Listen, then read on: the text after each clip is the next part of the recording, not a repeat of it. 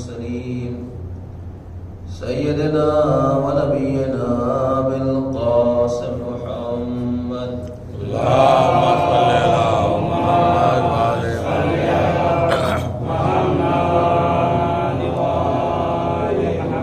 وعلى آله الطيبين الطاهرين المعصومين المظلومين المنتخبين المنتجبين ولعنة الدائمة الباقية على أعدائهم أجمعين.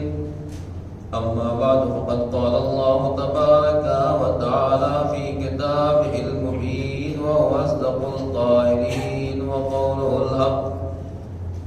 بسم الله الرحمن الرحيم. إنا عرضنا الأمانة على السماوات والأرض والجبال فأبين أن يحملنها وأشفقنا منها وحملها الإنسان إنه كان ظلوما جهولا. صلوات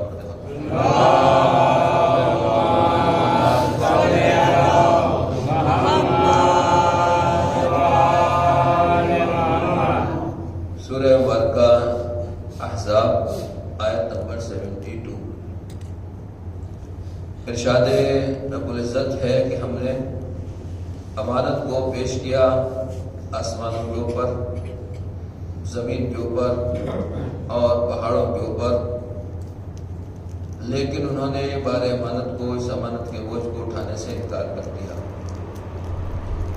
حملہ الانسان، لیکن انسان نے اس امانت کے بوجھ کو اٹھا لیا. بے شک انسان اپنے حق میں بے حد ظالم اور جاہل اور نادان ثابت ہوا. بات چل رہی تھی امانت داری سے متعلق کہ ہماری زندگیوں میں امانت داری کیا ہوتی ہے. سچ ہے میں آپ سے دو چار طریقے سے بتاؤں کہ جتنے دن سے محنت کر رہا ہوں یا جو کچھ بھی میں نے پڑھا ہے، زیادہ تر میں اسی ٹاپک کو سمجھانے کی کوشش کرتا ہوں اور کہنے کی کوشش کرتا ہوں کہ اگر یہ مشکل ہماری حل ہو جائے اور مسلمانوں کی یہ دو خرابیاں ٹھیک ہو جائیں، ایک کا نام امانت داری اور ایک کا نام سچائی، ساری پریشانیوں کا حل اسی میں. ساری مشکلات کی جڑ یہی ہے، پریشانی یہی. سامنے کی مثال میں آپ کے سامنے پیش کر دوں کہ یہ آپ کے سامنے ہے ادھر والی دیوار، اس سے پانی آ رہا ہے. آپ اچھے مستری کو شروع میں بلا کے لائے اور کہا بھیا رنگ خراب ہو گیا، اس نے رنگ کر دیا. 2-4-6 مہینے کے بعد کہ لے تم نے خراب رنگ لگا دیا، دیکھو پھر سے رنگ خراب ہو گیا. کہا اچھا والا لگانا.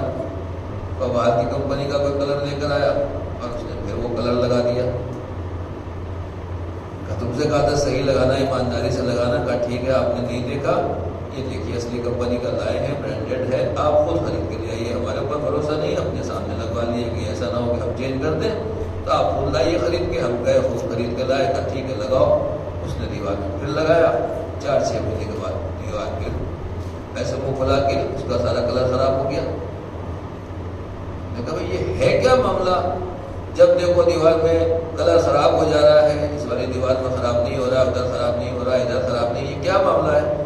کہا مولانا ایک سے ایک اچھے سے اچھا کلر لاتے رہیں گے، کلر صحیح ہونے والا نہیں.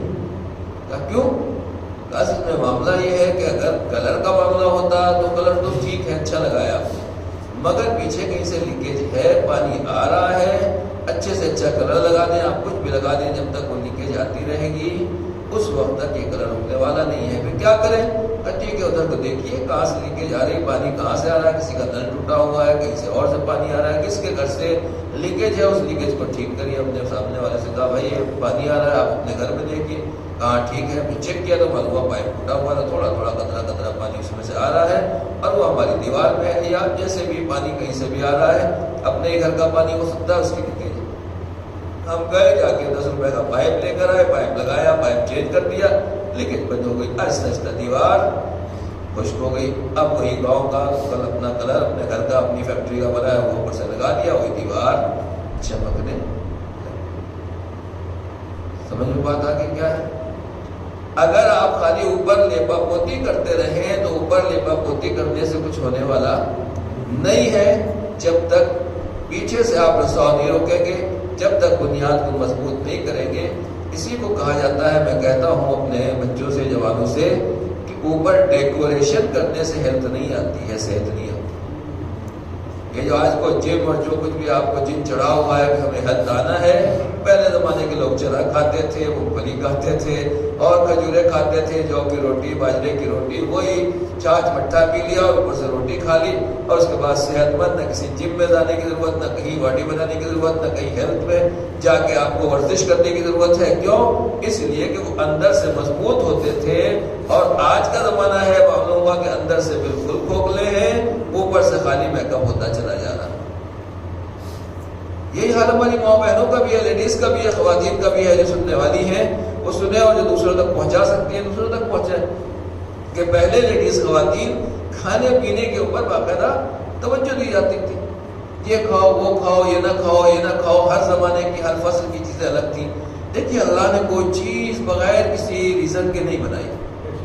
اللہ نے ہر چیز کے لیے ایک موسم بنایا ہے. گیہوں کا موسم الگ ہے، چاول کا موسم الگ ہے، مٹر کا موسم الگ ہے، اور کلنگڑ کا جو تربوز آپ واٹر ملن کہتے ہیں اس کا موسم الگ ہے. بڑوں سے پوچھئے، پہلے جون جولائی میں یہ آتا تھا واٹر ملن، کیونکہ اس میں پانی ہوتا ہے، پانی کی ضرورت ہوتی ہے. اللہ نے اس زمانے میں رکھا، پسینہ بہتا تھا تو آپ نے، اللہ نے اسے پھل بنا دیے. اب جب آپ دسمبر جنوری میں یہ سب کھاتے رہیں گے تو کیا صحت بنے گی؟ آئس کریم صرف گرمی میں کھائی جاتی تھی، اب 12 مہینے آئس کریم. میں نے بتایا تھا بچوں سے کہ جس دن لاک ڈاؤن لگ رہا تھا، ہم نے بھی سوچا چلو بھائی جو کچھ بھی ہے، دوست ہے، جو کچھ بھی مل سکتا ہے جلدی خرید لیا جائے. کم سے کم 2010 دن، جتنے دن بھی چلے گا اتنے دن تو آرام سے رہیں گے، باقی بات میں دیکھا جائے گا، اللہ مالک ہے. اب جو میں گیا ہوں بیکری کے اوپر، بیکری کا آدھا شٹر تقریباً ڈاؤن ہے، 11 بجنے والے ہیں، بھاگا دوڑی ہے، لوگ جا رہے ہیں سامان خریدنے ہیں.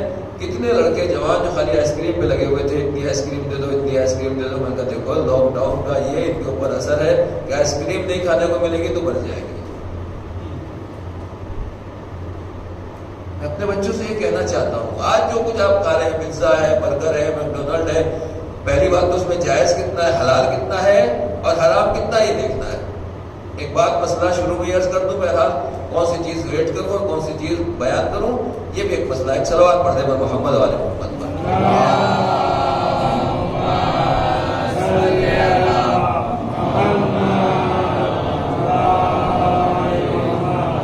آج کل حلال اور حرام کا معاملہ اتنا خطرناک ہو گیا ہے، پہلے بھی تھا لیکن اب کچھ زیادہ ہو گیا ہے، خاص طور سے چکن.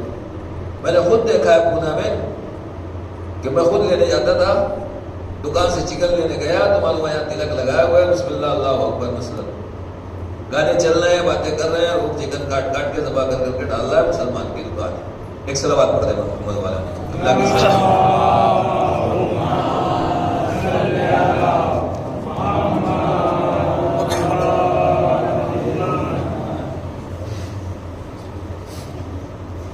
خود دیکھا میں نے اپنی آنکھوں سے. آج بھی آپ دیکھ سکتے ہیں بہت سی جگہ جو کاریگر ہے وہ چلا گیا مسلمان، ٹھیک ہے کس کو رکھے گا، جو کچھ بھی ملتا ہے، آدیواسی کوئی بھی ملا اسے اٹھا کے رکھ دیا، اور وہ چھری پھیر رہا ہے اور حلال حلال حلال حلال اور آپ کھا رہے ہیں. مولانا کی دعوت کریں گے، مولانا کو بھی کھلائیں گے. جب وہ حلال کھلائیں گے آدیواسیوں کا تو کیا مجلس میں اثر آئے گا؟ سیدھی بات ہے. آپ سوچ رہے ہیں کہ وہ ہم نے تو بڑی اچھی دعوت کی. نہیں عزیزان گرامی، ہو سکتا ہے آپ کے لیے حرام نہ ہو، شرعی طریقے سے مسئلہ اگر آپ کچھ ہے تو ٹھیک ہے، مسلمان کی دکان سے لے رہے ہیں آپ، جائز ہے. لیکن بہرحال ایسے لوگ آپ کی، کیونکہ اپنی تعداد ہے اور سب لوگ ہیں اور کتنا چکن وغیرہ استعمال ہوتا ہے، تو ایسے افراد آپ باقاعدہ تیار کیجیے، ان کو ٹریننگ کیجیے. میں جاتا ہوں باقاعدہ لائیو لیتا ہوں، 2-4 روپے یا مہنگا صحیح، لیکن اپنے سامنے ذبح کرائیے اور کہیے بسم اللہ اللہ اکبر، زور سے ذبح کرو تاکہ یقین رہے. قبلہ رخ ہونا چاہیے. چھری جو ہے اگر سیستانی کہتے ہیں، اور آج کے مناظر میں اکثر کہ وہ اسٹیل کے نہیں ہونا چاہیے بلکہ لوکھنڈ کی ہونا چاہیے، لوہے کی، آئرن کی. اور ذبح کرنے والا مسلمان ہو، قبلہ رخ ہو اور بسم اللہ اللہ اکبر کہے. البتہ اگر اس کے مسلک کے اعتبار سے وہ قبلہ رخ ہونا ضروری نہیں ہے تو اس نے ذبح کر دیا تو وہ آپ کے لیے حلال ہے. بہرحال یہ وہ بہت سے مسائل ہیں جو آج پریشانی ہے اور جو ہمارے سامنے پرابلم ہے. جہاں اپنی آبادی ہے، آپ 2-4 کسائیے، 2-4 دکانوں سے باقاعدہ ٹائم کر سکتے ہیں، بات کر سکتے ہیں، بھائی ایسا ایسا چاہیے، یہ کر کے دینا ہے. اگر ایسا کر کے دیتے ہو وہ تم سے لیں گے یا نہیں. بقرعید میں یہی حال تھا ہمارے یہاں. دیکھیے کیا کیا بتایا جائے، کس کس چیز کی اصلاح کی جائے. حتیٰ کہ شب عاشور نظر کے بکرے آتے ہیں، اب وہ قصا ادھر ڈال رہے ہیں ادھر ڈال رہے ہیں، ذبح کر رہے ہیں، نظر کس کی چل رہی ہے؟ امام حسین کی۔ گوشت کھائے گا؟ جب صحیح طریقے سے ذبح نہیں ہوگا تو کیا ہے؟ وہ مردار ہے، حرام ہے۔ آپ کھلا کر رہیے امام حسین کے نام پہ۔ بقرعید کا گوشت یہ مولانا آپ کے لیے اسپیشل لے کر آئے، بکرا صحیح سے ذبح نہیں ہوا ہے۔ پہلی بات تو یہ ہے کہ جس پیسے سے خریدا گیا ہے وہ پیسہ حلال کا ہونا چاہیے۔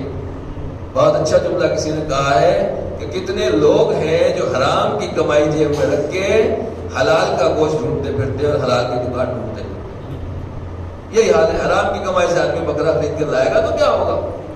مولانا کو دے دیا آپ نے، پوچھا مولانا بقرعید کی قربانی کا گوشت ہے، ہم نے بھی کھا دیا تو ظاہر سی بات ہے وہ تو ہمارے اوپر اثر کرنے والا ہے، کیونکہ حرام ہے۔ ہمارے لیے شرعی اعتبار سے کھانا جائز ہے، مگر ہم خراب کھانا کھائیں گے تو بیمار نہیں پڑیں گے کیا؟ کوئی آدمی سڑا ہوا کھانا کھائے گا یا جو دوا میری نہیں ہے ایکسپائر ڈیٹ کی دوا کسی نے پی لی تو وہ بیمار نہیں پڑے گا کیا؟ دوا جو ہے میں ریئیکشن کرے گی نہیں کرے گی؟ شرعی اعتبار سے دیکھیے مسئلے الگ الگ ہیں، میں یہ سارے مسئلے بتا دوں کہ مسئلے الگ ہیں۔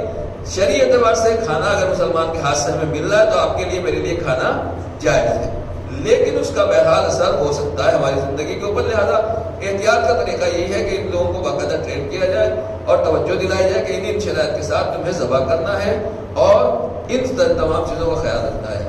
کون سا جوان ہے بچہ ہے جو ایک چکن جو ہے وہ ذبح کر سکتا ہے؟ ہاتھ اٹھائے۔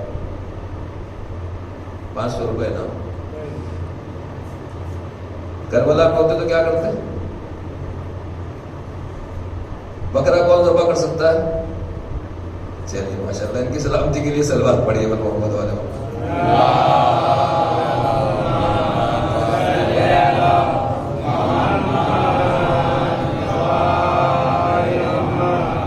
یہ باقاعدہ ٹریننگ ہونا چاہیے۔ اب بقرعید میں ہمارے یہاں بھی ہوتا ہے، لاکھ کسائیوں کو سمجھایا مانتے نہیں تھے، ایسا کرنا ویسا کرنا، ہم نے کہا ٹھیک ہے چھری ہمیں دو، آستین چڑھائی، اور ہر سال بقرعید میں الحمدللہ ہم چھری لے کے کھڑے ہو جاتے ہیں، بسم اللہ اللہ اکبر۔ جوان بولے اللہ آپ یہ کیا کر رہے ہیں؟ اچھا ٹھیک تم کرو، یا دوسرے کام جوان کر لیتے ہیں، وہ بھی سیکھ گئے ماشاءاللہ، بچے ہمارے خود ذبح کرنے لگے اور اپنے ہاتھ سے ہمت کرتے۔ کوئی چیزیں ایسی نہیں ہے آپ سوچیں کہ نہیں کر سکتے ہیں، جو چیز اسلام نے مستحب قرار دی ہے، قربانی میں ثواب رکھا گیا ہے، برکت رکھی گئی ہے۔ ایک ایرا غیرہ آدمی ذبح کرے گا، اس گوشت میں چیز جو برکت ہوگی، اور ایک وہ ہے جو آپ جیسا نمازی ہے، مولانا ہے، کوئی اور ہے، کوئی اللہ والا ہے، اس کے ہاتھ سے جو جانور ذبح کیا جائے گا کیا دونوں کا گوشت برابر ہے؟ جانور وہی ہے، ذبح کرنے میں خالی نیت اور ہاتھ کا فرق ہو جائے تو یہی حلال ہو جاتا ہے اور یہی حرام ہو جاتا ہے۔ صلوات پڑھتے پر محمد والے محمد پر۔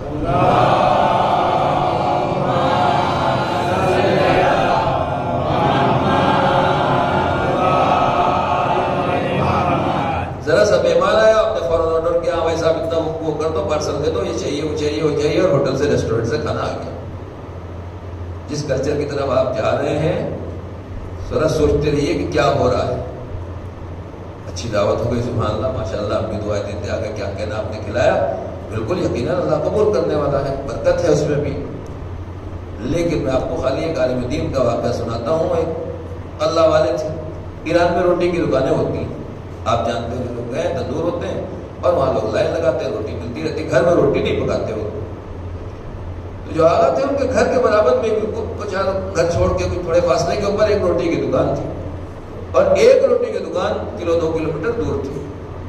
آگا جب روٹی لینے جاتے تھے تو اس دکان کو چھوڑ کے اس دکان سے روٹی لے کر آتے۔ کہا یہ کیا ہے؟ گھر کے برابر میں روٹی ہے، اچھی ہے، وہی کیفیت ہے، وہی کوالٹی۔ ایران میں ایسا تو ہوتا نہیں ہے، ایک جگہ جلی ہوئی ہے، سڑی گلی ہے، اور ایک جگہ اچھی نہیں، وہاں باقاعدہ کوالٹی کو مینٹین رکھا جاتا ہے، خاص طور سے روٹی کے لیے حکومت کی بڑی سختی ہوتی ہے، وزن ویٹ اور کوالٹی سب مینٹین ہوتی ہے۔ اگر یہاں سے لے لیے وہاں سے کیوں لیتے ہیں؟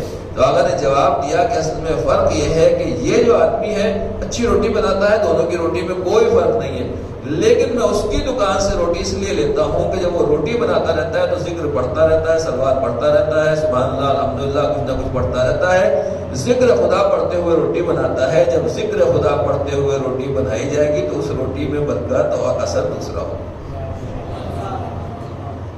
نہیں رضان گرامی، ابھی آپ پہنچے نہیں، بہرحال ابتدا ہے کہ جب ذکر الہی ہوگا، بنانے والا نیک ہوگا، جو کچھ بھی حالت میں ہوگا، اس وقت جو روٹی بنائی جائے گی اس روٹی کا اثر یا اس کھانے کا اثر، اس بریانی کا اثر، تمام چیزوں کا اثر دوسرا ہوگا۔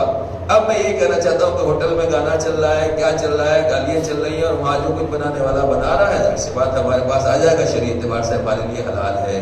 لیکن اگر میری مائیں بہنیں سن رہی ہیں، یہ تھوڑی سی زحمت کر لیں، تکلیف اٹھا لیں، جب یہ اپنے پاک و پاکیزہ ہاتھ سے تسبیح پڑھنے کے بعد انہی ہاتھوں سے روٹی بنائیں گی، انہی ہاتھوں سے کھانا بنائیں گی، دال بھی بنائیں گی، چٹنی بھی بنائیں گی، تو کیونکہ پاک و پاکیزہ ہاتھ سے اور تسبیح اور خاک شبہ کو مس کرنے والے ہاتھ سے یہ کھانا بنا ہے، ان دونوں میں فرق ہو جائے گا. اب عزیزان گرامی پھر سمجھ میں نہیں آتا کہ لوگ کیوں پریشان ہیں. جہاں تک میں لے آیا تو آپ کو آخری آپ کی جو جذبہ ولا ہے اس کے حساب سے بھی آپ کو جملہ سنا دوں کہ جب معاملہ یہ ہے کہ ہمارے گھر کی ایک بچی، ایک لڑکی یا خاتون، ہماری ماں بہن کوئی مصلی سے اٹھی، دعا پڑھی، زیارت پڑھی، زیارت عاشورہ پڑھی، تلاوت قرآن کیا، گھر میں فضا میں گونجی ہوئی ہے تلاوت قرآن، بسی ہوئی ہے تلاوت قرآن، ذکر الہی، سبحان اللہ، الحمدللہ، بچوں نے اذان کہی، اقامت کہی، سب کچھ کیا، اور اس کے بعد اس کے درمیان میں تلاوت قرآن چل رہی ہے ٹی وی کے اوپر، ریڈیو کے اوپر، وہاں جو کھانا بن رہا ہے اس کھانے میں جو ایمان کی آمیزش ہوگی، اس کے بعد وہ بچے جب کھائیں گے تو اس کا اثر جو بچوں کے اندر آئے گا وہ اثر دوسرا ہوگا. اب عزیزان گرامی جتنا جتنا یہ با ایمان ہاتھوں سے روٹی معلوم بناتی رہے گی، بچے اتنے ہی مومن ہوتے چلے جائیں گے. اب اگر کہیں شہزادی کائنات کے ہاتھ کی روٹی بن رہی ہے تو کبھی یتیم آ رہا ہے، کبھی مسکین آ رہا ہے، کبھی اسیر آ رہا ہے. در حقیقت یہ شہزادی کے ہاتھوں کا اثر ہے کہ آنے والا کبھی آسمان سے آ رہا ہے، کبھی زمین سے آ رہا ہے. یہاں سائلوں کا سلسلہ لگا ہوا ہے، یہاں سے روٹیاں جاتی ہیں، اوپر سے آیتیں آتی ہیں، سورہ آتا ہے. صلوات پڑھتے پر محمد والے محمد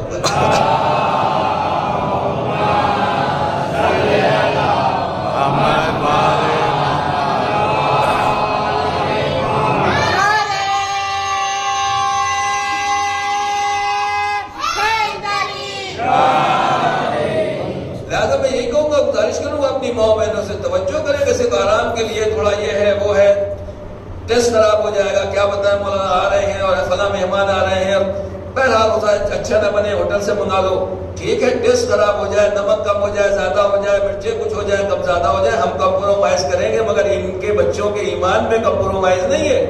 آپ اگر کھلائیں گے کیسا بھی ہو، اگر اس کو باقاعدہ بچے سے روز روٹی روزی کے عادی بن جائیں گے. پہلے زمانے میں کیا ہوتا تھا، واقعا یہی گھر کی مائیں بہنیں تھیں، یہی کھانا بناتی تھیں، اور کہیں سے کہیں تک ایمان میں کمی نہیں ہوتی تھی، ہر جگہ ایمان اپنی منزل میں. اب مولانا سب اتنے مولانا آ رہے ہیں، اتنی مجلسیں ہو رہے ہیں، سب کچھ ہو رہا ہے، مگر ابھی لوگ کہہ رہے تھے جو پہلے ایمان پایا جاتا تھا، جو خلوص ہوتا تھا، جو رقت ہوتی تھی، گریا ہوتا تھا، وہ نہیں ہو پا رہا ہے. کھانے کے لیے تو ہم پلاسٹک والا کھانا کھا رہے ہیں، چائنیز کھا رہے ہیں، نوڈلز کھا رہے ہیں، اور پھر سوچیں گے کہ اور پورا گریا کریں گے، روئیں گے. میگی جب پیٹ میں چلی جائے گی تو پھر امام حسین علیہ السلام کی محبت کہاں سے آئے گی. صلوات پڑھنے پر محمد والے محمد.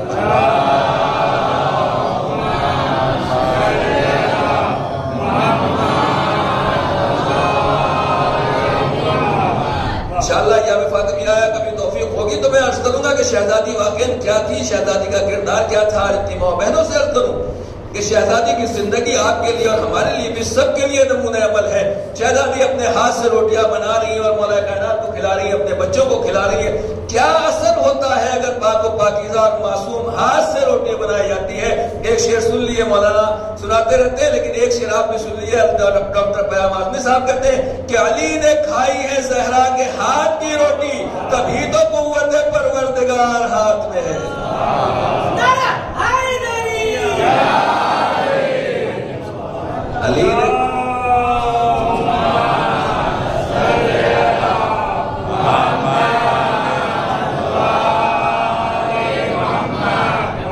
علی نے کھائی ہے زہرا کے ہاتھ کی روٹی، تبھی تو قوت پروردگار ہاتھ میں ہے. جب ماں بچوں کو ایسی غذائیں دے گی تو پھر فاتح خیبر بنے گا، پھر قوت میں ہاتھوں میں طاقت آئے گی. ضروری نہیں ہے آپ چکن مٹن کھائیں، مولا کائنات نے پوری زندگی جو کی روٹی کھائی. جب ہم کہیں گے مولانا جو کی روٹی لگا کھائیے تو نعرے سب سے زیادہ اوپر جائیں گے، آسمان تک آواز جائے گی. لوگ کھڑے ہو کے نعرے لگائیں گے، بیٹھ کے نعرے لگائیں گے. اور دسترخوان پہ اگر روٹی آ گئی کہنے لگے کہاں مولا کہاں ہم. یہاں تو برگر بھی نہیں چلتا. اب تو آگاہ کراتی کہتے ہیں کہ پہلے زمانے میں گیہوں لایا جاتا تھا، پیسا جاتا تھا، پھر روٹی بنتی تھی، پھر بہرحال لوگ کھاتے تھے. اب یہ نئی جنریشن یہ ہے کہ ان کو اگر جوس بھی دے دیا جائے تو جوس بھی گلے سے آسانی سے نہیں اترتا ہے. لکوڈ اور چاہیے اس میں زیادہ تھکنس نہیں ہونی چاہیے. اب تو کیک چبانے کے لیے بھی دانتوں میں جان نہیں ہے, طاقت نہیں ہے. اتنے ہم لیزی ہے, جو کچھ بھی کہیے عادت ہوتی چلی جا رہی ہے. تو جتنا اپنے کو کمزور کرتے چلے جائیں گے. مولا نے جو بتایا ہے کم سے کم سال میں ایک بار تو جو کی روٹی کھا لیں. ہے کوئی؟ اگر مولا کے فضائل سنتے ہیں تو کس لیے سنتے ہیں؟ خالی یہ بتا دیجیے, ثواب تو ملے گا. سیدھی بات ہے کہ اس کے بغیر, ثواب کے بغیر, ان کا ذکر جہاں ہو رہا ہے, تذکرہ ہو رہا ہے, ثواب ملتا رہے گا. مگر صرف اس لیے کہ ثواب ملتا رہے, ثواب ملتا رہے نہیں. عزیزان گرامی, یہ فضائل اسی لیے بیان کیے جاتے ہیں کہ یہاں سنیں, گھر میں جا کے عمل کرنے کی کوشش کریں. ان تمام چیزوں کو لا کے دیکھیں. جس دن ہماری زندگی میں چیزیں آئیں گی, جب مولا کے فضائل سننے کے بعد اس کے اوپر ہم عمل کرنے کی کوشش کریں گے, تب ہم مولائی بنیں گے. فضائل سننے سے آدمی مولائی بننے والا نہیں. صلوات پڑھ دے پر محمد والے محمد.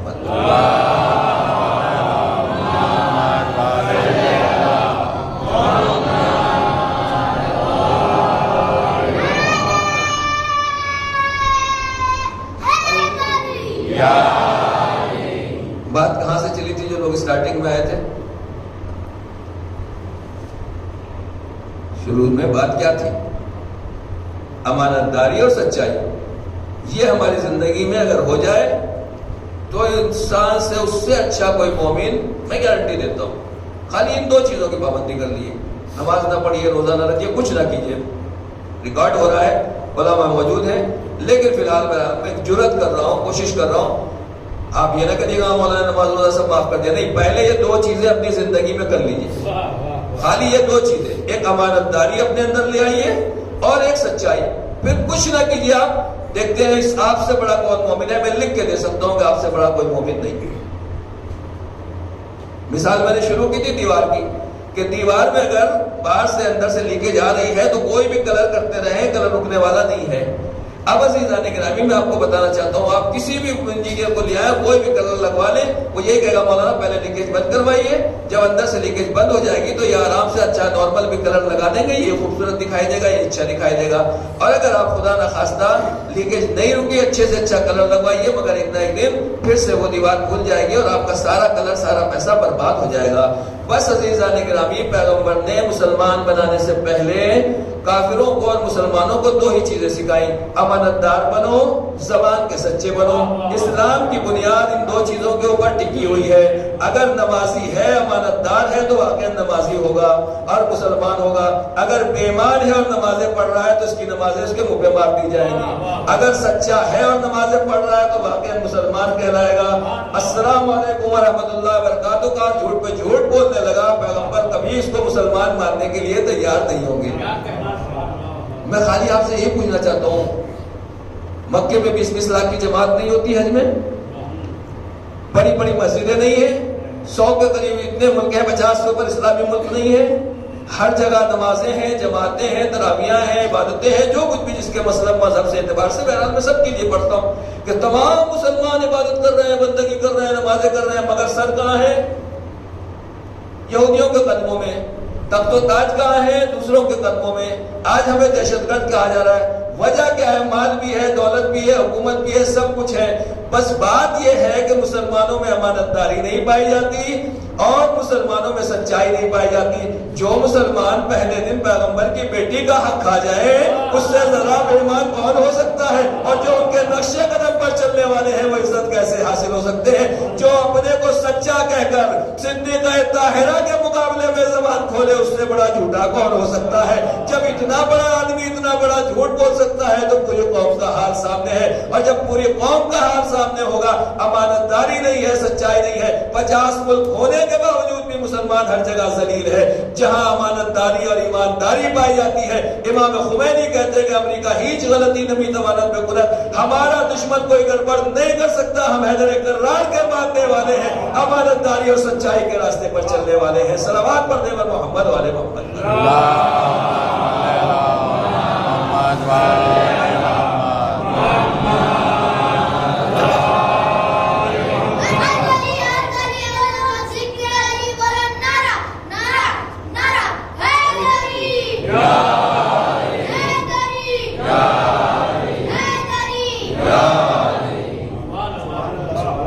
آپ مولانا یہ ذکر بتا دیجیے, مولانا وہ دعا بتا دیجیے مولانا یہ عمل بتا دیجیے، کچھ نہیں. یہ 2 عمل ہیں میرے صرف. زبان کے سچے، عمل کے سچے بن جائیے اور امانت دار بن جائیے. جو دعا مانگیں گے انشاءاللہ پروردگار قبول کرے گا. سن بھر جھوٹ بولے اور آگے میں تصویر لے کے بیٹھ گئے سبحان اللہ اللہ یہ وہ دعا کر لے، پروردگار کہے گا زبان تو اس قابل ہے ہی نہیں جو ہماری بات تک بات پہنچایا جا سکے. عزیزان گرامی، پہلے میں نے کہا تھا، پھر بھی بات کروں گا کہ مولانا آج کا کاروبار، دھندا، بزنس جو کچھ بھی کہیے اس میں کیسے ہو سکتا ہے. عزیزان گرامی، ہے حقیقت یہی کہ ہم یہی سمجھتے ہیں جس کے پاس یہاں سلواسا کی زمین میں جو سب سے بڑی کمپنی ہے، آج ایسے لوگ ہیں جو ہندو مالک ہیں مگر ان کا خزانچی ٹریجرر مسلمان ہے، شیعہ ہے. کتنے ایسے مسلمان مالک ہیں، ہندو مسلمان سب کچھ جو کچھ ذات بات چل رہا ہے جھگڑے آپ کے سامنے، مگر مسلمان مالک ہے. اربوں خربوں نہ جانے کتنی بڑی کمپنی ہے، مگر جس کے پاس مال و دولت کی، تجارت کی، بزنس کی چابی ہے اور اصل مال پیسہ جس کے پاس رہتا ہے یا چیک جس کے اوپر سائن کیے ہوئے جس کے پاس رکھے رہتے ہیں وہ ہندو ہے. سمجھ میں آگے بات کیا کہنا چاہتا ہوں؟ باپ اپنے بیٹے میں بھروسہ نہیں کر رہا ہے، بیٹے کو باپ کے اوپر بھروسہ نہیں ہے، بھائی کو بھائی کے اوپر بھروسہ نہیں. یہ ایک ہندو مالک جو ہے ایک مسلمان کو اپنی چیک بک پر سائن کر کے کیوں دے رہا ہے؟ کہا مولانا 20 سال سے اس آدمی کو آزمایا ہے مسلمان، ہم ہندو ہیں کھڑے لیکن مذہب کے اعتبار سے الگ ہے، مگر ایک پیسے کی بیماری نہیں دی، پورا خزانہ اس کے حوالے ہے، پوری کمپنی اس کے قبضے میں ہے. اسی طریقے سے کتنے مسلمان ہیں وہ کہتے ہیں کہ آج ہم مسلمان ہیں مگر جو ہمارا خزانچی ہے وہ ہندو ہے، مذہب کے اعتبار سے الگ ہے، اس کا عقیدہ اور ہمارا مذہب الگ ہے، مگر کیونکہ ہم نے اسے زندگی میں کبھی بےمانی کرتے نہیں دیکھا، ایسا ایماندار ہم نے آدمی نہیں دیکھا ہے. لاکھوں روپے اس کی تنخواہ دے رہا ہے صرف اس بات کے اوپر یہ ایماندار ہے، پڑھا لکھا کچھ نہیں ہے، سرٹیفکیٹ کچھ نہیں ہے، کمپنی کوئی نہیں ہے، ایجوکیشن کچھ نہیں ہے، ایمانداری کے بیس کے اوپر لاکھوں روپے کی مل رہی ہے سروس. عزیزان گرامی، میں یہی کہنا چاہتا ہوں آج دنیا میں ڈاکٹروں کی کمی نہیں، انجینئروں کی کمی نہیں ہے اور ڈگری ہولڈروں کی کمی نہیں ہے، مگر کہیں ایک امانت دار مل جائے، ایماندار مل جائے تو پھر آپ دیکھیے لوگ اس کو سر پہ بٹھاتے ہیں، آنکھ پہ بٹھاتے ہیں، دل میں بٹھاتے ہیں، کمپنی میں بٹھاتے ہیں، مال دیتے ہیں، دولت دیتے ہیں. اپنے گھروں میں جب لوگ مال و دولت چھیننے لگے، جب باہر کا آدمی امانت داری پیش کرتا ہے تو اسی کے اوپر حوالہ کیا جاتا ہے. نہیں ایک بچہ ہے، ہم آئے اور ایک ٹافی کا پیکٹ لے کر آئے، بہرحال مثال ہے، اللہ توفیق دے کے بھی یہ عملی اور پریکٹیکلی طور پر بچے سے کہا بیٹا یہ تب کو بانٹ دو. بچے نے لیا 5-7 بانٹی اور لے کے نکل گیا، گھر میں رکھ کے چلایا. تو گڑبڑ ہو گیا، دوسرے بچوں کو بلایا، بیٹا یہ ٹافی کا پیکٹ ہے سب کو بانٹ دو. وہ گیا ایک ایک کر کے آخر میں خالی پیکٹ آیا، مجھے کہا مولانا میں نے سب کو بانٹ دیا. بیٹا شاباش شاباش ماشاءاللہ. کل کو پھر میں ٹافی کا پیکٹ لایا، کون سے کو دوں گا بانٹنے کے لیے؟ پہلے والے بچے کو دوسرے کو؟ پہلا تو لے کے چلا گیا تو گھر میں لگا رہا ہے، پھر آج لے کے چلا جائے گا، لہٰذا اس کو دو جو ایک پیسے کی بیماری نہیں کرتا، ایک ٹافی کی بیماری نے سب کو ایک ایک دی، خود بھی ایک لے لیا. ہو سکتا ہے آخر میں سب کو دے دے اور آخر میں کہے مولانا مجھے تو ملی نہیں. کوئی بات نہیں بیٹا، تمہیں نہیں ملی، اللہ ثواب دے گا، کل پھر تمہیں مل جائے گی. ہمارا ایک چھوٹا سا اتنا سا دماغ رکھنے والا آدمی جب کچھ ٹافی، چاکلیٹ، بسکٹ تب لوگ نظر نیاز بانٹتا ہے تو دیکھ لیتا ہے پہلے مولانا کو دیا، پھر مولانا کو دیا، پھر مجھے دیا، پھر آپ کو دیا، دیکھا 4 آدمی میں کون صحیح ہے، اس کے بعد اس کو دے دیتا ہے اور اس کے بعد دیکھتا ہے کہ ان میں جو سب سے زیادہ اچھا ہے اور جو سب سے زیادہ ایماندار ہے خود بھوکا رہ جائے گا مگر دوسروں کو دے دے گا اور امانت میں خیانت نہیں کرے گا.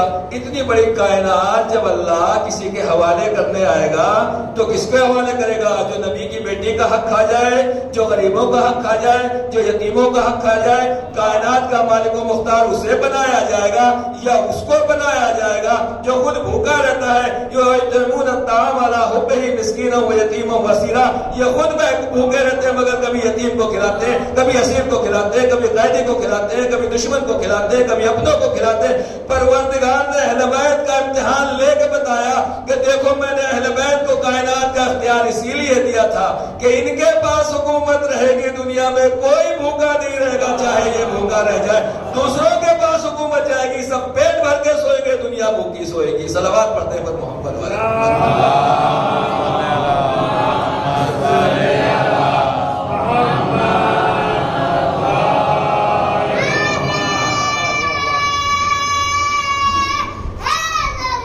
या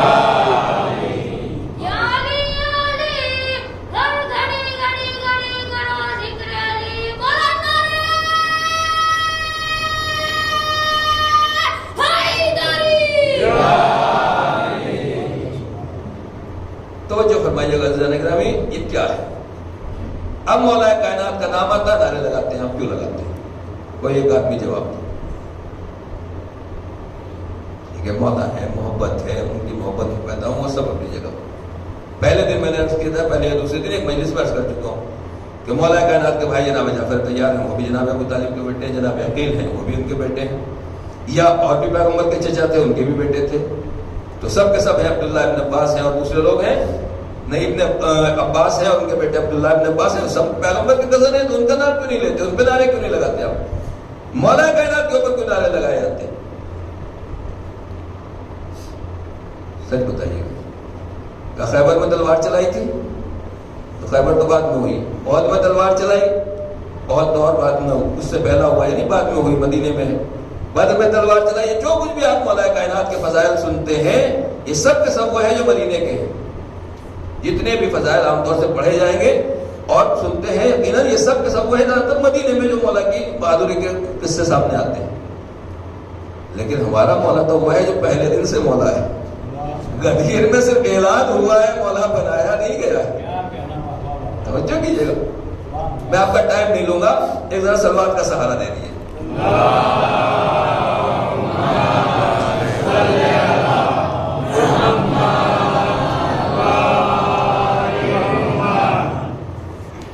पैगंबर के इतने सहाबी थे, उनको ये दर्जा क्यों नहीं हासिल हुआ? हाँ, पार्टीबाजी तो नहीं थी, खानदान तो नहीं था कि मेरा भाई है, भाई दामाद है, बेटा है, साथी है, जो कुछ भी है, लिहाजा इन्हीं को जानशीन बनाया जाएगा। पैगंबर के यहाँ अगर चीज हो तो पैगंबर ही गई। बहरहाल मैं आपका टाइम नहीं लेना चाहता। उसूल है काफी, पेज नंबर, हदीस नंबर 1766 है बताए। और बाब सिद्क, सच्चाई का बाब है, चैप्टर सच्चाई का चैप्टर, उसमें 179 लिखा है। हमारे आपके छठे इमाम हजरत इमाम जाफर सादिक अलैहिस्सलाम,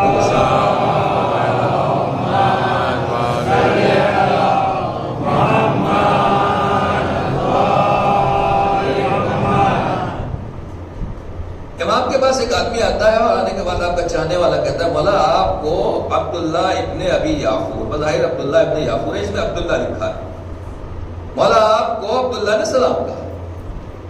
और बहरहाल लोग सवाल करते रहते थे, इमाम जवाब देते रहते, लोग आर्गूमेंट करते थे, क्रॉस क्वेश्चन करते थे, इमाम जवाब देते रहते थे। मौला आपको अब्दुल्ला ने सलाम कहा है। तो इमाम ने फरमाया, अतैत अब्दुल्ला फक़रअ सलाम, तुम वापस जा रहे हो? कहाँ मौला? कहा जब अब्दुल्ला के पास जाना तो मेरा जवाब सलाम देना, मेरी तरफ से कहना कि इमाम ने तुमको सलाम कहा है। शायद मौला कायनात के बारे में गुफ्तगू थी। वक़ुल्ला, और उनसे कहना, इन्ना जाफर इब्न मोहम्मद यक़ूलु लक, सलवात पढ़ ले मोहम्मद वाले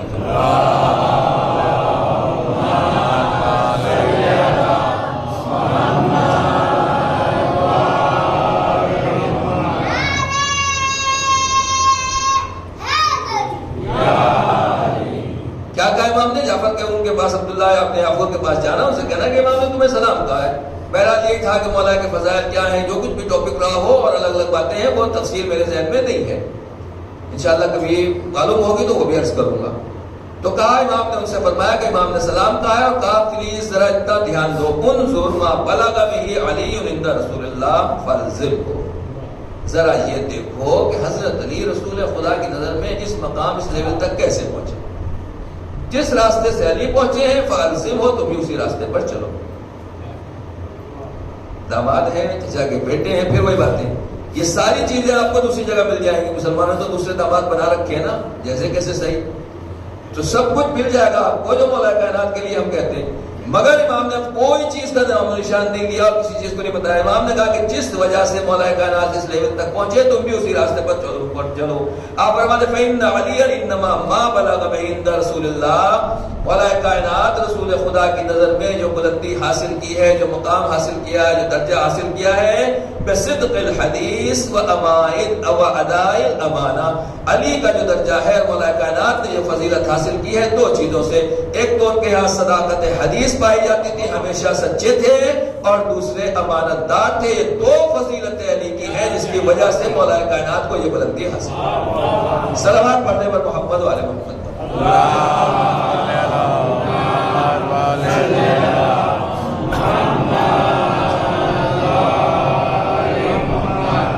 خالی میں پوچھنا چاہتا ہوں دلیل دیکھ لیے مولانا کتنی اہم بات کہی تھی. جانے گرام جس دن دعوت ذوالشیرہ ہوئی پیغمبر نے کہا کون ہے جو میری مدد کرے گا؟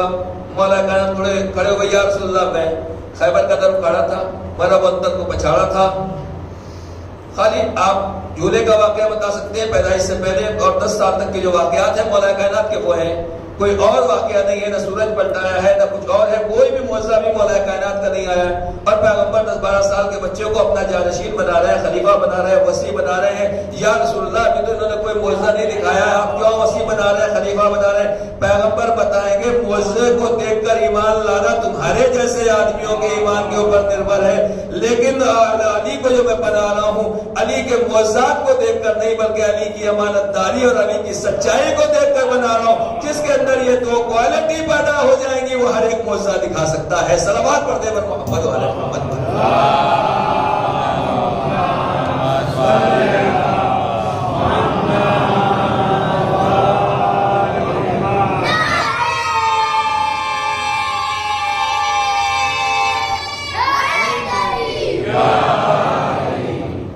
چھٹے امام سے حدیث ہے. دوسری حدیث امام نے فرمایا ان اللہ لم یبعث نبیا, اللہ نے کسی بھی نبی کو, جتنے بھی نبی اللہ نے بھیجے ہیں دو کام کے لیے بھیجے ہیں, دو چیزوں کے ساتھ بھیجے ہیں.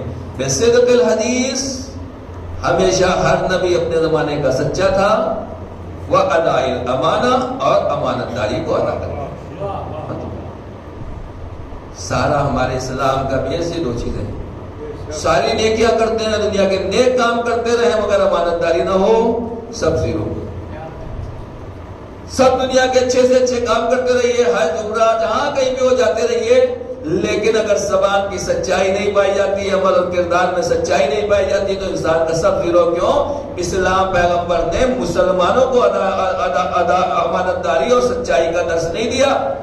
سمجھے, پیغمبر نے مسلمانوں کو امانت داری اور سچائی کا سبق بعد میں دیا ہے. کفار قریش کو پہلے سکھایا. یعنی پھر سے وہی جملہ دہراؤں گا کہ اسے مسلمان ہونے سے پہلے پیغمبر دیکھنا چاہتے ہیں کہ اگر مسلمان ہونا چاہتے ہو تو پہلے اپنی سچائی کا امتحان دو, پھر میں مسلمان مانوں گا. مسلمان ہونا چاہتے ہو پہلے اپنی امانت داری کا ثبوت دو, پھر میں مسلمان مانوں گا. پیغمبر کافروں کو امانت داری اور سچائی کا سبق دے رہے ہیں, اور مسلمانوں سے زیادہ جھوٹ بولنے والا کوئی نہیں, ان سے زیادہ خیانت کار کوئی نہیں. آج گھروں میں جھگڑے کیوں ہوتے ہیں؟ ٹاپک تو ابھی شروع نہیں ہوا ہے, میں کیا بتاؤں, خالی ابھی تو میں آپ کو یہ اسٹارٹنگ بتا رہا ہوں. زیادہ تر طلاق کے کیس آ رہے ہیں آج کل ہمارے. خدا آپ سب کو محفوظ رکھے اور الحمدللہ بچائے ہمارے زمانوں کو. بیوی جب شوہر سے خیانت کرے گی, شوہر بیوی سے خیانت کرے گا, تبھی تو جھگڑے ہوں گے. بیوی شوہر سے جھوٹ بولے گی اور شوہر بیوی سے جھوٹ بولے گا, تبھی تو جھگڑے ہوں گے. پہلے کیوں نہیں جھگڑے ہوتے تھے؟ بزرگوں سے پوچھیے, طلاق کے کیس وہ نہیں آتے تھے. ایک اور بات بتاؤ ذرا, سلوات کا سہارا دے دیجیے.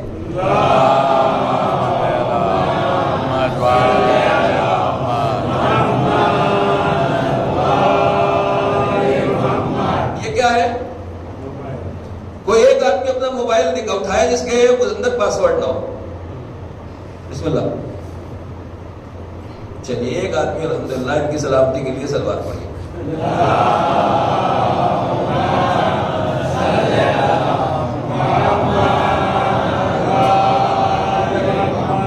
خالی یہ میں پوچھنا چاہتا ہوں, میں گھر سے باہر ہی نہیں نکلتا عام طور سے. آج کل لاک ڈاؤن میں مولانا بھی گھر میں, یہ بھی گھر میں. یہ پاسورڈ ہم نے باہر والوں چور ڈکیتوں کے لیے ڈال رکھا ہے کہ باہر کے کوئی بازار سے لے جائے گا یا کوئی اور ہو جائے گا؟ ہے بیٹا, کس لیے پاسورڈ ڈال رکھا ہے؟ اما نہ دیکھ لیں, ابا نہ دیکھ لیں, بیوی سوچے شوہر نہ دیکھ لے, شوہر دیکھ سوچتا ہے بیوی نہ دیکھ لے. کہاں جا رہے ہیں ہم لوگ؟ نمازیں پڑھ رہے ہیں, روزے پڑھ رہے ہیں, جمعہ پڑھ رہے ہیں, دعائے نخبہ پڑھ رہے ہیں, دعائے توسل پڑھ رہے ہیں, اور پاسورڈ پڑا ہوا ہے. خدا نخواستہ ایکسیڈنٹ ہو گیا, اب آپ کال کی جا رہی ہے, سب سے پہلے کس کو پتا چلنا چاہیے؟ گھر والوں کو. دوسرا کیا آپ کے اوپر خیال کرے گا؟ اٹھا پڑے ہوئے ہیں اور کہاں کیا کریں, پولیس کو فون کریں, پولیس آئے, لے کے گئے, معلوم ڈیڈ ہو گئے. پاسورڈ کس کے خطرے سے پڑا ہوا تھا؟ سچ بولیے ایمانداری سے. ہاں کوئی بات نہیں. کہا پاسورڈ پڑا ہوا تھا, بیوی سے خطرہ تھا, شوہر سے خطرہ تھا, ماں باپ سے خطرہ تھا, اولاد سے خطرہ تھا کہ ہماری پروفائل اور یہ چیک نہ ہو جائے کیا چل رہا ہے. عزیزانے گرامی یہ آدمی مرا ہے تو کس کی وجہ سے مرا ہے؟ سچ بتائیے گا ایمانداری سے. خدا نخواستہ اگر کوئی مر جائے, حادثہ ہو جائے, کہ ایکسیڈنٹ ہو جائے تو کس کی وجہ سے؟ کہا پاسورڈ, کیونکہ جن کے خطرے کی وجہ سے, جن سے بچنے کی وجہ سے پاسورڈ ڈالا گیا تھا. یہ آدمی مر رہا ہے تو مرڈر کیس میں انہی کا نام آنا چاہیے, کسی دوسرے کا نہیں آنا چاہیے.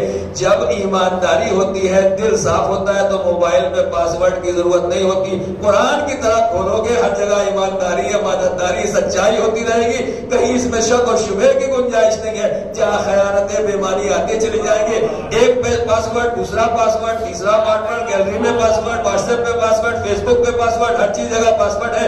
چھپاتے رہو گے. ماں باپ سے چھپا سکتے ہو, امام زمانہ سے کیسے چھپاؤ گے؟ ان کا لگا تو ہر جگہ لگا ہوا ہے. سلام پڑھ دے میرے محمد والے محمد.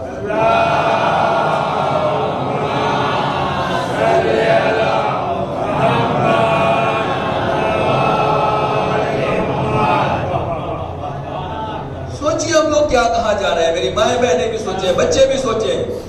اگر واقع زبان کے سچے ہو جائیں, دل کے کھرے ہو جائیں, ایمانداری کے پکے ہو جائیں, ماں باپ سے کوئی چیز چھپانے کی ضرورت نہیں. بیٹا کچھ بھی ہوتا ہے باہر, پہلے باپ کو بتاؤ, پہلے باپ کو بتاؤ. ہم اپنے ساتھیوں کو بتا دیں کتنے کیس ایسے بگڑتے ہیں جہاں بچے ماں باپ کو نہیں بتاتے. بچے ماں باپ سے محرم نہیں ہے. محرم کون ہے؟ نمبر 1 محرم باپ اور ماں. نمبر 1 محرم, دیکھیے محرم سے پہلے آپ جانتے ہیں بیوی. محرم کون ہے؟ بہن. محرم کون ہے؟ بھائی. محرم کا مطلب یہ ہوتا ہے کہ جہاں بس سمجھ لیا آپ واجب کپڑا پہن سکتے ہیں, اس کے بعد ایک دوسرے کے سامنے آ سکتے ہیں. کیا مطلب یہ ہوا کہ اماں محرم ہے تو ہمارے سامنے منہ کھول سکتی ہیں, بال کھول سکتی ہیں. بہن محرم ہے تو ہمارے سامنے مثلا ہاتھ کھول سکتی ہے, بال کھول سکتی ہے. اسی کا مطلب ہوا محرمیت. خالی ہم نے پردے کے معاملے میں سمجھا ہے کہ محرمیت. محرم اس کو کہتے ہیں کہ جس کی زندگی اور ہماری زندگی الگ الگ نہ ہو. جب ہم نے گویا پردہ اتار دیا, لباس اتار دیا, ایک دوسرے کے سامنے آ گئے, تو اس کا مطلب یہ ہے ہمارا محرم. یہ ماں ہے ہماری محرم, یہ بہن ہے ہماری محرم, یہ بیٹی ہے ہماری محرم. جتنا شریعت نے چھپانے کے لیے کہا اتنا چھپاؤ. بہرحال بے حیا بھی نہ آدمی ہو جائے کہ مولانا کہا نہیں بھائی محرم ہے تو پھر بالکل بے حیا ہو جائے, جیسے یورپ سکھا رہا ہے آج کل, کہ ان کے یہاں کوئی محرم ہی نہیں ہے, کوئی شرم نہیں ہے, کوئی حیا نہیں. ایک لمٹ ہے, لیکن اس کے بعد جو کچھ بھی ہے وہ بند رکھو. اب اسی طریقے سے میں بتانا چاہتا ہوں کہ آپ کی پرسنل لائف میں کہیں کوئی گھٹنا گھٹتی ہے, کوئی حالات ہوتے ہیں, کوئی خرابی ہوتی ہے, کوئی برائی ہوتی ہے, کوئی پرابلم آتی ہے, آپ دنیا کو بتا رہے ہیں مگر ماں باپ کو نہیں بتا رہے ہیں. دنیا والے آپ کو بگاڑیں گے, صحیح راستے کے اوپر نہیں لے کر آئیں گے. محرمیت کا مطلب ہی یہی ہے کہ صرف یہ کپڑے کا لباس نہیں ہے, بلکہ جہاں کہیں بھی رازدارانہ بات ہو, سب سے پہلے آپ کا رازدار باپ ہونا چاہیے, سب سے پہلے آپ کی رازدار لڑکیوں کی رازدار ماں ہونا چاہیے, سب سے پہلے خالہ پھوپھی ہونا چاہیے. ہم سب سے پہلے گھر والوں سے چھپاتے ہیں اور دنیا کو محرم بنا لیتے ہیں. جب دنیا کے محرم ہو جاتے ہیں تو انہی کے ساتھ زندگی رہ جاتی ہے, اپنے جو ہے غیر ہو جاتے ہیں اور زندگی برباد ہو جاتی ہے. اسلام کہہ رہا ہے ایماندار رہو, امانتدار رہو, چھپانے کی ضرورت نہ پڑے, چیٹنگ کی ضرورت نہ پڑے, گھر والوں کو دھوکہ دینے کی ضرورت نہ پڑے. دیر سے آئے ہو کہہ دو ماں ٹھیک ہے فلاں دوست کے گھر چلے گئے, خدا نخواستہ اگر دیر سے آئے یا کوئی اور بات ہوئی ماں سے باپ سے کسی سے صاحب بتائیے کہ نہیں آج ہم نے یہ غلطی کی ہے, کوئی بات نہیں. میں مہدی صاحب کے سامنے پڑھ رہا ہوں لیکن ممبر پر بیٹھ کے کہہ رہا ہوں. ایک صاحب آئے, کیسے کیسے جوان ہیں ہماری قوم میں, بہرا سے تشیعوں کی طرف آئے. آیا کے بات کرنے لگے, گھر کے پرابلم تھے, مولانا ایسا ہے ویسا ہے, اور میں اپنی بیوی سے بتا کے نہیں آیا ہوں, لیٹ ہو گیا تھا. میں کہہ دیجیے گا کہ عام جی روڈ پہ بازار کہتے کہ نہیں مولانا ہم میاں بیوی ایک دوسرے سے کبھی جھوٹ نہیں بولتے. وہ پوچھے گی تو میں یہی کہوں گا کہ مولانا کے پاس گیا تھا اور دیر ہو گئی, باقی جو کچھ ہوگا دیکھا جائے گا. تو جو کہ آپ نے, جب آدمی کے اندر اتنی سچائی پائی جائے تو پھر آدمی بھروسہ کرتا ہے. ماں باپ کو سب سے زیادہ بھروسہ اپنی اولاد کے اوپر ہوگا, دوسروں کے بچوں کے اوپر کیوں بھروسہ ہے جو اپنی اولاد کے اوپر بھروسہ نہیں ہے؟ اس لیے کہ ہم نے ڈر کے ہمارے ماں باپ سے چھپانا شروع کر دیا, جھوٹ بولنا شروع کر دیا اور غلط بیانی شروع کر دی. ماں باپ کو اولاد ہی کے اوپر نہیں اعتبار نہیں رہ گیا. حدیث میں عجیب جملہ ہے, کیا کہنے حدیثوں کے ان نور ہیں, کاش موقع ملے میں سب سنا سکوں. کہا جو آدمی جھوٹ بولتا ہے اس کی سب سے بڑی مصیبت یہ ہے, سن لیجیے جملہ, آپ تو کہتے ہیں نا مولانا جھوٹ کے بغیر کاروبار نہیں چلتا. کہ جو آدمی جھوٹ بولتا ہے اس کی سب سے بڑی سزا یہی ہے کہ جب وہ سچ بھی بولتا ہے لوگ اس کو بھی سچ نہیں سمجھنے کے لیے تیار ہوتے ہیں, اس کو سچ نہیں مانتے. صلوات پڑھتے ہیں محمد والے محمد.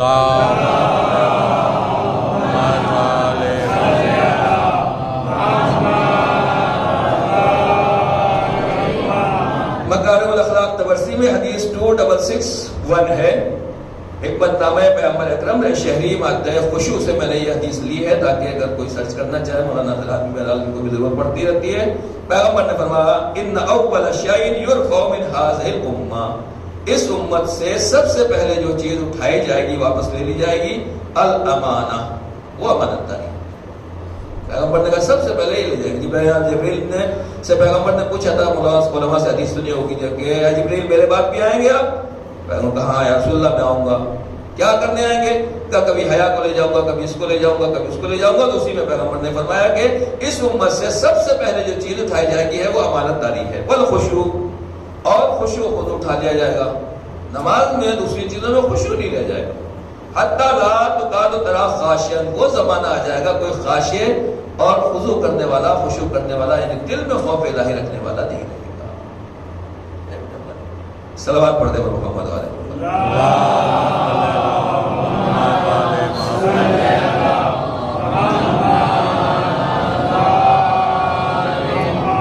جب انجن میں اور تیل ڈال دیا جائے تو اس کا مطلب گاڑی آگے چل سکتی ہے.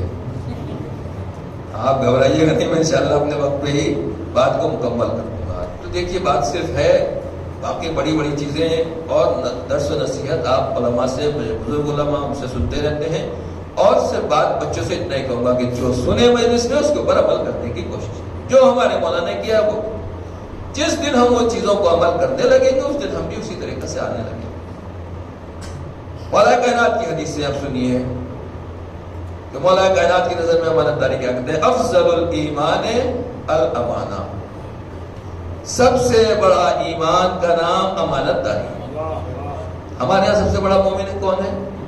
جو سب سے پہلے مسجد میں آ جائے. اس میں بہرحال یہ اچھی باتیں ہیں, کہیں پر کیا کریں یہی سب مثالیں دینا پڑتی ہیں, لیکن جس چیز کو ہمارے یہاں ایمان کا بیس سمجھا جاتا ہے مولا کائنات اس کا نام نہیں لے رہے. کہہ رہے افضل الایمان, سب سے بڑا ایمان جو ہے وہ امانت داری ہے. رأس الایمان الامانہ, ختم کر دیا مولا کائنات نے. ابھی جو میں نے کہا تھا کہ آپ کچھ نہ کیجئے اسلام مسلمان ہونے کے بعد, صرف دو کام کیجئے, جھوٹ نہیں بولیے اور بے ایمانی نہ کیجئے, خیانت نہ کیجئے. امام کہتے ہیں کہ ایمان کا سر جو ہے وہ, ایمان کا سر جو ہے وہ امانت داری ہے. سمجھ گئے کیا مطلب ہوتا ہے؟ ایمان کا سر امانت داری ہے. اگر کسی کی باڈی کے اوپر سر نہ ہو تو آپ اس کو زندہ کہیں گے؟ ہمارے اردو میں بولتے ہیں سر کٹا. اب اس کا ٹرانسلیشن کر دوں, مولا کہتے ہیں کہ اگر کسی کے یہاں امانت داری نہیں ہے تو اس کے پاس ایمان تو ہے مگر سر کٹا ایمان ہے, اور سر کٹا مومن ہے. ساری نمازیں, ساری دعائیں, سب کام برابر چل رہا ہے مگر صرف ایک آدمی بے ایمان ہے, امانت دار نہیں ہے. اگر امانت دار نہیں ہے تو امام کہتے ہیں کہ راس الایمان الامانہ, ایمان کیا کہتے ہیں, ایمان کے سر کا نام ہے امانت داری. کسی کے پاس سب کچھ ہو, پورا دین ہو, مگر امانت داری نہیں ہے, اس کا مطلب اس کا سر ہے. ایک آدمی کے پاس سر ہے, بیمار ہے, کمزور ہے, لاغر ہے, کچھ بھی ہے, مگر ایمان تو کہلائے گا. اصل بات ہے, اصل چیز ہے ہماری باڈی میں سر. من لا امانت لہ لا ایمان لہ, خلاص فنش. امام نے فرمایا کہ من لا امانت لہ, جو امانت دار نہیں ہے وہ مومن ہی نہیں, ختم. ہم لوگ بڑے بڑے سرٹیفکیٹ دیتے ہیں, جنت بانٹتے رہے, جنت کا مالک سردار بناتے رہے, جو کچھ بھی ایک دوسرے کو کہتے رہے, آپ مجھے جنتی بنائیں, میں آپ کو جنتی بنائیں, اب میں آپ کو جنت بانٹوں, آپ میرے لیے نعرے لگائیں, خوش ہوتے چلے جائیں. ہم کہیں بڑے مومن ہیں, مولا کائنات کہہ رہے ہیں جنتی بعد میں بننا, پہلے اپنا ایمان ثابت کرو. جس کے پاس امانت داری نہیں ہے اس کے پاس ایمان نہیں, ختم. ایمان کی بیس ہے یہ امانت داری, یہ سچائی ہے. شب شہادت امام رضا علیہ السلام ہے ایک روایت کے مطابق. صلوات پڑھتے ہیں.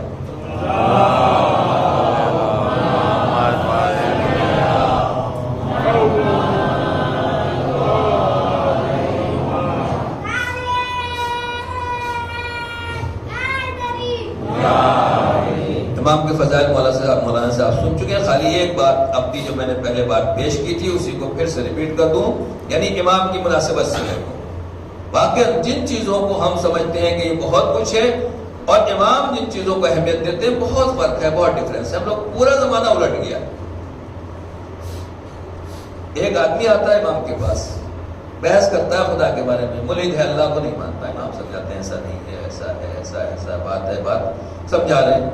وہ پھر بحث کرتا ہے. خیر آخر میں سمجھاتے امام نے اس کو قائل کر لیا اور وہ تقریباً ماننے کے اوپر آ گیا کہ ہاں ہاں ٹھیک کریں، تھوڑا بہت سمجھ میں آیا، ہاں اللہ ہے، مان سکتے ہیں، مگر ایسا ہے ویسا ہے. وہ کیا ہے، بحث ہو رہی ہے اور تقریباً یہ ہو گیا کہ بس اگلے 2-4 منٹ میں وہ کہہ دے گا کہ مجھے کلمہ پڑھائیے. یہاں تک گفتگو پہنچی تھی، ادھر سے مؤذن کی آواز ہے اللہ اکبر. امام وہیں سے اٹھے اور چل گئے. جو ہمارے آپ نے جانے والے تھے کربلا میں امام حسین کو مشورہ دینے والے تھے، مشورہ دینے والوں کو کمی بھی نہیں، آج بھی کمی نہیں. مولا کو مشورہ دینے والے بھی تھے اور مولانا لوگوں کو بھی مشورہ دینے والے سب ایک سے پڑھے لکھے. کسی نے جوڑ ہاتھ جوڑا، مولا ابھی مسلمان ہونے والا ہے، کلمہ پڑھنے والا ہے، کہاں جا رہے ہیں آپ؟ امام نے کہا تم اپنا کام کرو. امام گئے، اللہ اکبر، نماز پڑھی. نماز پڑھ کے آئے. اب بحث چالو ہوگی. دیکھیے جو مشورہ دینے والا تھا وہ کہنے لگا پھر سے بحث چالو ہوگی، اب آپ کو پھر سے محنت کرنا پڑے گی. امام جیسے ہی واپس آئے، وہ مرید جو تھا اللہ کو اب تک نہیں مان رہا تھا، مولا اپنا ہاتھ بڑھائیے، میں کلمہ پڑھنے کے لیے تیار ہوں. ارے تمہیں تو دلیلوں پہ دلیلیں چاہیے تھی. کہا پہلے آپ دلیل دے رہے تھے مگر پریکٹیکلی اس وقت آپ تھیوری بتا رہے تھے، نظریہ بتا رہے تھے، زبان سے اللہ کی وحدانیت اور تمام چیزیں ثابت کر رہے تھے، پریکٹیکلی طور کے اوپر آپ نے کچھ نہیں کہا تھا. جیسے ہی اذان کی آواز بلند ہوئی، مؤذن نے کہا اللہ اکبر، اللہ سب سے بڑا ہے. آپ نے سارے کام چھوڑ کے آپ مصلی پر چلے گئے. اس کا مطلب آپ جس کو بڑا مانتے ہیں اس کے لیے بڑائی کا کام کرتے بھی ہیں. اللہ کی نظر، اللہ کے علاوہ آپ کی نظر میں کوئی بڑا نہیں ہے، اسی لیے آپ چھوڑ کے چلے گئے. اب مجھے کسی دلیل کی ضرورت نہیں ہے، میں آپ کے ہاتھ میں کلمہ پڑھنے کے لیے تیار ہوں. کلمہ پڑھا، مسلمان ہو گیا، امام کا چاہنے والا ہو گیا. یہ کیا ہے؟ اول وقت نماز کی پابندی. امام بتا رہے ہیں کہ اگر تم اللہ کے بندے بن جاؤ تو کافروں کو دلیل دینے کی ضرورت نہیں ہے. دنیا کے سارے کافر مسلمان ہوتے چلے جائیں گے، لیکن جب اذان کے وقت کافر ہمیں بند دکانوں میں اور دوسری جگہ بیٹھے ہوئے دیکھیں گے تو وہ یہی کہیں گے ان کا خدا ان کے لیے کیسا بڑا ہے کہ یہاں بزنس بڑا ہے، کاروبار بڑا ہے، کسٹمر بڑا ہے، لوگ بڑے ہیں، رشتہ دار بڑے ہیں. جب یہ چھوڑنے کے لیے تیار نہیں ہے تو ہم اس خدا کو کیسے مان لیں؟ صلوات پڑھیں پر محمد والے محمد.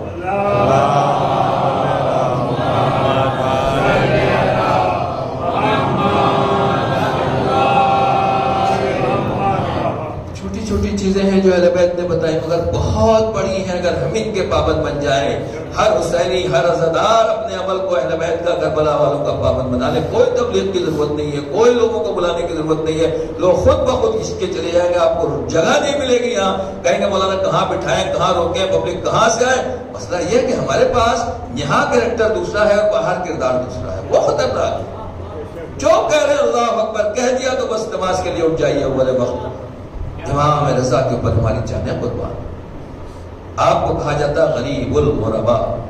جتنے بھی امام ہیں وہ سب کے سب عرب کی سرزمین میں مدینے سے نکلے، کربلا، کوفہ، نجف یا پھر سامرہ اور تھوڑا آگے چلے گئے قازمین اور یا آخر میں سامرہ. کوئی امام عرب کی سرزمین سے باہر نہیں نکلا مگر یہ وہ امام ہے کہ جس کو مجبور کیا گیا اور اپنا وطن سے اتنا دور پہنچا دیا گیا، اتنا دور پہنچا دیا گیا کہ پھر واقع امام کے لیے جانا مشکل ہو گیا. شب شہادت ہے. آج آپ کو اس امام کو قرصہ دینا ہے جو ابھی 9-10 سال کا ہے، نابالغ ہے. یعنی اماموں میں پہلا امام ہے جو امام بھی بنا تو حالت یتیمی میں بنا. یتیمی میں سر سے باپ کا سر کا سایہ سر سے اٹھ گیا. عزاداروں، امام رضا کا جو سفر شروع ہوتا ہے پتہ ہے کیسے سفر شروع ہوا؟ مامون نے فوج بھیجی، لوگوں کو بھیجا، کہا جاؤ امام رضا کو لے کر آؤ. امام رضا کو مجبور کیا گیا اور جب امام رضا کو مجبور کیا گیا تو پھر واقعہ امام نہیں جانا چاہتے تھے، مدینہ نہیں چھوڑنا چاہتے تھے مگر مامون کی طرف سے اتنا پریشر پڑا کہ باقاعدہ امام رضا کو مجبور ہونا پڑا. मदीना छोड़ने लगे। आप मजलिसों में क्यों हैं, गिरिया क्यों करते हैं, रोते क्यों हैं? अज़ादार और इमाम रज़ा जब मदीने से रुखसत होने लगे तो आपने अपने घर वालों से कहा, जिसे मुझे मेरे ऊपर रोना है वो मेरे ऊपर गिरिया कर ले, जिसको आंसू बहाना है वो मेरे ऊपर आंसू बहा ले, जो मेरा मातम करना चाहता है वो मेरा मातम कर ले, इसलिए कि मदीने से जा रहा हूँ, मदीने पलट के वापस आना नहीं होगा। यानी गोया इमाम रज़ा ने बता दिया, जिस तरह मेरा जद हुसैन मदीने से बाहर गया था तो मदीने आना वापस नहीं हुआ, मुमकिन नहीं था, मैं भी मदीना छोड़ रहा हूँ, अब मदीना आना मुमकिन नहीं है, लिहाजा जो रोना चाहता है वो रोए। रिवायत कहती है मदीने में शोर है, मदीने में गिरिया है, मदीने में बुका है। यानी गोया इमाम रज़ा आज ही शहीद हो गए और अज़ादारों इमाम रज़ा अलैहिस्सलातु वस्सलाम जा रहे हैं तो सब रो रहे हैं, सब रो रहे हैं, पूरा मदीना गिरिया कर रहा है। वाक़ई आज आपको पुरसा देना है, किसको पुरसा देना है? एक यतीम इमाम को पुरसा देना है। और एक बात और कहूँ, एक बहन को भी पुरसा देना है जो भाई की चाहने वाली थी, जो भाई की मानने वाली थी। हाँ ज़ादारो इमाम रज़ा निकले, सफर से जब निकले हैं तो फिर हर जगह शोर है, गोवा है, लोग इमाम के ऊपर गिरिया कर रहे हैं। जब इमाम पहुंच गए तो उसमें तो जनाब फातिमा मासूमा से बर्दाश्त न हुआ, अपने भाई की तलाश में निकल गई।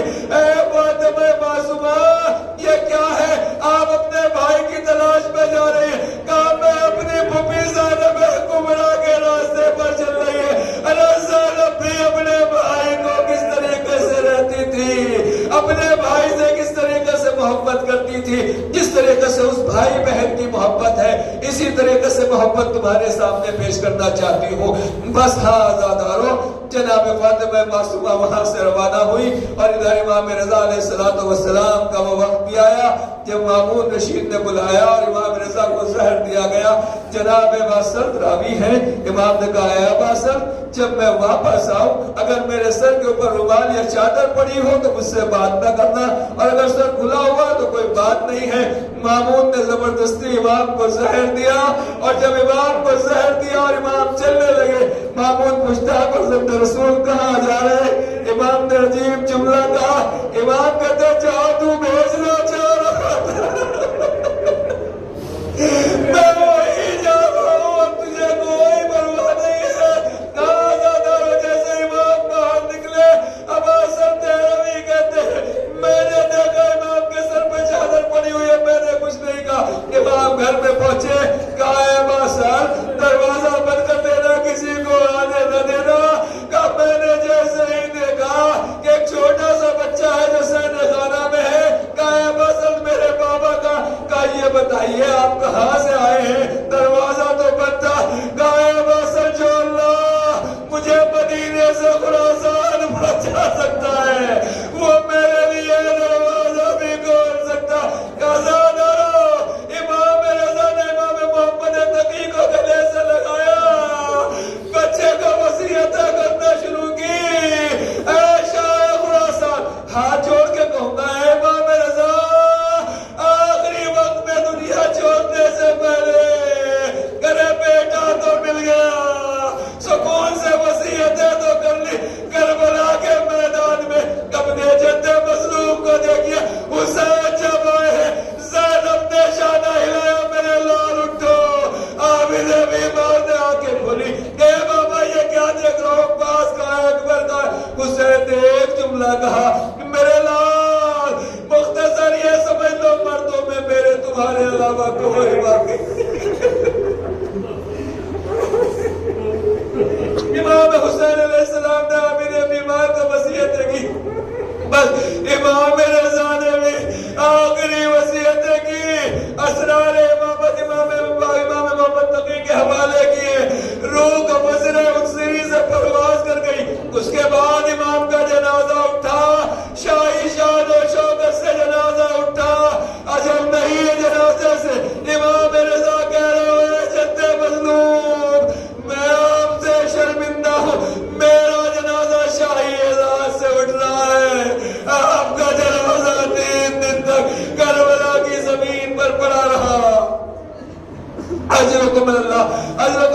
ایک روایت جو ہے بہن بھائی کی محبت کی، بس عزاداروں آخر میں یہ سن لے، امام رضا علیہ السلام دنیا سے گزر گئے۔ بعض روایت میں ہے کہ جس شہزادی جناب معصومہ قم وہاں سے چلی، جب قم کے قریب پہنچی تو کیا دیکھا؟ قم کی دیواروں کے اوپر کالے پردے لٹکے ہوئے ہیں۔ پوچھا یہ قم میں کالے پردے کیوں ہیں؟ کہا کب آئی دنیا سے گزر گیا۔ روایت کہتی ہے چند دنوں کے بعد جناب معصومہ قم بھی دنیا سے چلی گئی۔ ہاتھوں کو جوڑ کے کہوں گا اے معصومہ بہن، بھائی کی چاہنے والی بیوی دیواروں کے اوپر کالے پردے دیکھ لیے تو چند دن سے زیادہ زندہ نہ رہ سکی۔ ارے ذرا اپنی ببی زینب کو دیکھیے، دل زینب یہاں پر امام کو دیکھ رہی ہے، قاتل سرانے کھڑا ہوا ہے۔ ہاں زادارو، بس یہ امام رضا کا تابوت قبر میں امام کو اتارا گیا، پانی قبر میں آ گیا۔ میں کہوں گا اے امام رضا، ارے دفن کے وقت صحیح قبر میں پانی تو آ گیا۔ اپنے جدے مظلوم کو دیکھیے، 3 دن کے بھوکے پیاسے صحرائے کربلا میں لاشیں پڑے ہوئے ہیں۔ کوئی نہیں ہے جو ان مظلوموں کو، ان بے قصوں کو، ان پامال لاشوں کو دفن کرنے والا۔